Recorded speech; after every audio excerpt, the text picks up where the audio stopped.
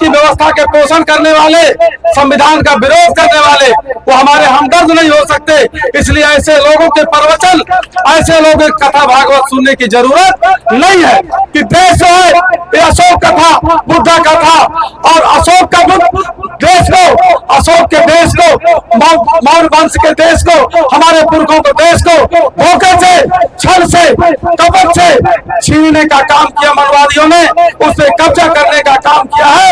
लेकिन वो समय आ गया है कि बहुत जल्द हम लोग इस तरह का संघर्ष कर रहे हैं कि जो हमारे पुरखों की विरासत थी उसको हम कायम करेंगे। क्षमा चाहूंगा। एक भाई नहीं आप इस तरह हरामी कहेंगे, आप नहीं किसको कहेंगे? आप जहाँ कहेंगे हरामी कहेंगे। विधायक जी सुनिए, आप आयोजक तय करेगा, आप नहीं तय करेंगे। हम नहीं, आप कैसे तय करेंगे? आप नहीं तय करेंगे। जिसको कर रहे हैं नहीं, आप गलत बात है। नहीं, माइक ले जाओ, ठीक है, माइक ले जाओ। सुल्तानपुर करौंदी कला के बुद्ध विहार अमरेमऊ में समाज की समरसता और शांति पर आयोजित विराट गोष्ठी उस वक्त चर्चा का विषय बन गई जब कार्यक्रम के संयोजक श्याम लाल ने अपने भाषण के दौरान ऐसा बयान दे दिया जिसने माहौल में खामोशी और हैरानी दोनों भर दी। मंच पर मौजूद कादीपुर के बीजेपी विधायक राजेश गौतम ने संयोजक के शब्दों को तुरंत बीच में रोकते हुए कहा, यह आपने गलत बोला है, गर्व से कहो हम हिंदू हैं। विधायक की प्रतिक्रिया सुनते ही वहां मौजूद सैकड़ों लोगों ने तालियां बजाकर उनका साथ दिया, लेकिन कार्यक्रम की समरसता पर सवालों की बौछार शुरू हो गई।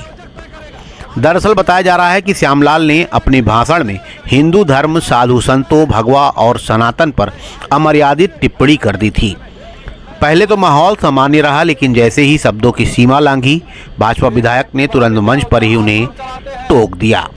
मौके की नजाकत देखते हुए संयोजक ने बात आगे बढ़ाई, लेकिन विधायक ने उन्हें मंच पे खड़े होकर माइक छीनकर रोकने की भरपूर कोशिश की। हालांकि बाद में समझाने के बाद संयोजक किसी तरह अपनी बात को मंच के द्वारा पूरी कर पाया। अब गोष्ठी से ज़्यादा चर्चा उस बयान की हो रही है। कार्यक्रम का मकसद समाज में एकता और भाईचारा बढ़ाना था, मगर भाषण ने लोगों के बीच नए सवाल खड़े कर दिए। अब लोग कह रहे हैं कि जब समरसता की बात करने वाले ही असमरस बोलने लगे तो समाज को संदेश क्या मिलेगा। सुल्तानपुर से नाव 44 के लिए ब्यूरो रिपोर्ट। सुल्तानपुर और अमेठी की सबसे पहले और सबसे तेज खबरें देखने के लिए सब्सक्राइब करें नाव 44 न्यूज चैनल।